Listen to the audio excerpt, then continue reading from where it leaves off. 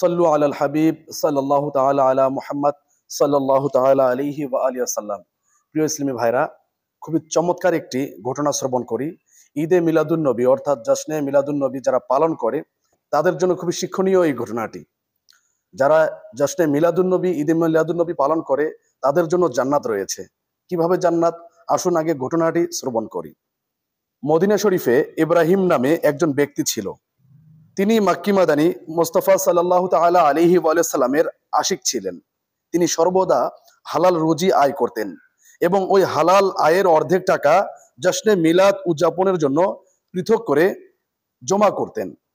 রবিউল আউয়ালের আগমনের সাথে সাথে শরীয়তের সীমার ভিতর থেকে জাঁকজমকের সাথে জশ্নে ঈদে মিলাদুন নবী সাল্লাল্লাহু তাআলা আলাইহি ওয়া সাল্লাম উদযাপন করতেন।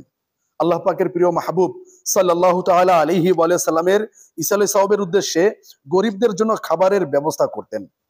ভালো কাজের মধ্যে নিজের টাকা পয়সা ব্যয় করতেন। তার সম্মানিতা বিবি সাহেবাও প্রিয় নবী সাল্লাল্লাহু তাআলা আলাইহি ওয়া সাল্লামের আশিকা ছিলেন। স্বামীর সকল কাজে সার্বিক সহযোগিতা করতেন। স্ত্রী ইন্তেকাল করার পরেও তার কাজে কোনো বিঘ্নতা ঘটল না। একদা ইব্রাহিম তার যুবক সন্তানকে ডেকে উপদেশ দিলেন, হে প্রিয় সন্তান, আজ রাতে আমার ইন্তেকাল হবে। আমার সারা জীবনের পুঁজি বলতে 50টি দিরহাম ও 19 গজ কাপড় রয়েছে। কাপড়গুলি কাফনের কাজে ব্যবহার করবে, আর বাকি রইল দিরহাম, তা যদি সম্ভব হয় ভালো কাজে ব্যয় করিও। এরপর কালেমায়ে তৈয়বা পাঠ করেন এবং এই অবস্থায় তার রূহ শরীর থেকে বের হয়ে গেল। ছেলে ওসিয়ত মতো বাবাকে সমাহিত করলেন। এখন 50টি দিরহাম কোন ভালো কাজে ব্যয় করবে তা তার বুঝে আসছে না। এই চিন্তা নিয়ে যখন রাতে ঘুমালেন তখন স্বপ্নে দেখলেন কিয়ামত সংঘটিত হয়ে গেছে। চারদিকে সবাই নফসি নফসি শব্দে চিৎকার করছে। সৌভাগ্যবান ব্যক্তিরা জান্নাতের দিকে রওনা দিচ্ছে। যখন দেখলেন পাপীদের টেনে হিচড়ে জাহান্নামের দিকে নিয়ে যাচ্ছে, তখন ওই যুবক এভাবে দাঁড়িয়ে থরথর করে কাঁপছিল যে তার ব্যাপারে কি ফয়সালা হচ্ছে। ইতিমধ্যে অদৃশ্য থেকে আওয়াজ আসলো, এই যুবককে জান্নাতে যেতে দাও। অতঃপর তিনি খুশি মনে জান্নাতে প্রবেশ করলেন এবং আনন্দ চিত্তে ভ্রমণ করতে লাগলেন। 7 জান্নাত ভ্রমণ করার পর যখন 8ম জান্নাতে যেতে চাইলেন, তখন জান্নাতের দারোগা হযরত রিদওয়ান আলাইহিস সালাম বললেন, এই জান্নাতে কেবল তারাই প্রবেশ করতে পারবে যারা রবিউল আউয়াল মাসে প্রিয় নবী মুহাম্মদ আরবি সাল্লাল্লাহু তাআলা আলাইহি ওয়া সাল্লামের শুভ আগমনের দিনে আনন্দ উদযাপন করেছে। এই কথা শুনে ওই যুবক বুঝতে পারলেন আমার সম্মানিত মরহুম পিতা এই জান্নাতেই থাকবেন। এমতো অবস্থায় আওয়াজ আসলো, এই যুবককে ভিতরে আসতে দাও, তার পিতামাতা তার সাথে সাক্ষাৎ করতে চান। সুবহানাল্লাহ। তখন তিনি ভিতরে প্রবেশের অনুমতি লাভ করলেন। ভিতরে প্রবেশ করে তিনি দেখতে পেলেন তার মাতা মরহুমা হাউজে কাউসারের নিকট বসা আছেন। পাশে একটি সিংহাসন রয়েছে যার উপর একজন বুজুর্গ মহিলা বসা রয়েছেন। তার চারদিকে চেয়ার বিছানো রয়েছে যার উপর কিছু সম্মানিতা মহিলাগণ বসা রয়েছেন।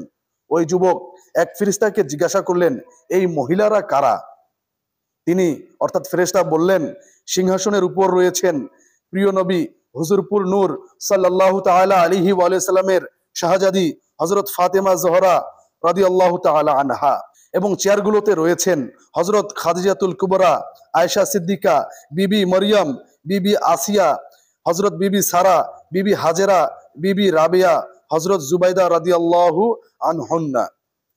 তিনি এই দৃশ্য দেখে খুবই আনন্দিত হলেন।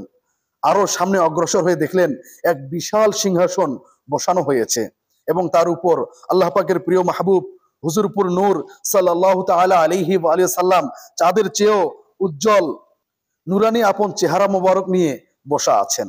চারপাশে 4টি চেয়ার বসানো আছে যেগুলোর উপর খোলাফায়ে রাশিদিন আলাইহিমুর রিদওয়ান বসা রয়েছেন। ডান দিকে স্বর্ণের চেয়ারে নবীগণ আলাইহিমুস সালাতু ওয়াস সালাম বসা রয়েছেন।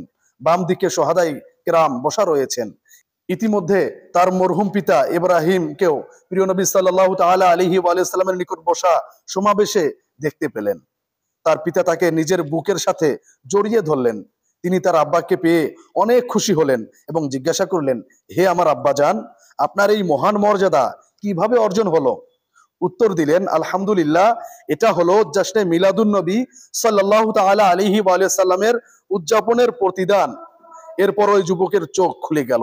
সকাল হওয়ার সাথে সাথেই ওই যুবক তার ঘর বিক্রি করে দিলেন এবং মরহুম পিতার অবশিষ্ট 50 দিরহামের সাথে নিজের সমস্ত টাকা একত্রিত করে খাবারের আয়োজন করলেন এবং আলিম ওলামা ও নেককার বান্দাদের দাওয়াত দিলেন। তার অন্তর দুনিয়ার মোহ থেকে বিচ্ছিন্ন হয়ে গিয়েছিল। সারাক্ষণ মসজিদে ইবাদত ও মসজিদের খেদমত করতে লাগলেন এবং তার জীবনের অবশিষ্ট 30 বছর ইবাদত বন্দীতে কাটিয়ে দিলেন। ইন্তিকালের পর কেউ তাকে জিজ্ঞাসা করলেন, আপনার এখন কি অবস্থা? উত্তরে বললেন, জাশনে মিলাদুন নবী সাল্লাল্লাহু তাআলা আলাইহি ওয়া আলিহি সাল্লামের উদযাপনের বরকতে আমাকে জান্নাতে আমার মরহুম আব্বাজানের কাছে পৌঁছে দেয়া হয়েছে। সুবহানাল্লাহ।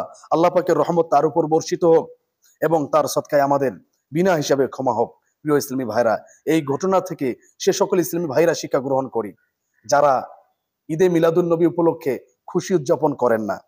এই ঘটনা থেকে এটাও জানা যায়, যে ব্যক্তি আমার নবীর ঈদে মিলাদুন নবী উপলক্ষে খুশি উদযাপন করবে, গরিব মানুষকে খাবার খাওয়াবে, মাহফিলের আয়োজন করবে, তাদের জন্য রয়েছে জান্নাত।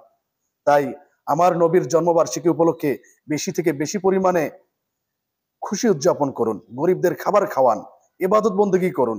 ইনশাআল্লাহ আপনিও জান্নাতে প্রবেশ করবেন। আল্লাহ তাআলা আমাদেরকে বেশি থেকে বেশি পরিমাণে ঈদে মিলাদুন নবীতে খুশি উদযাপন করার তৌফিক দান করুন।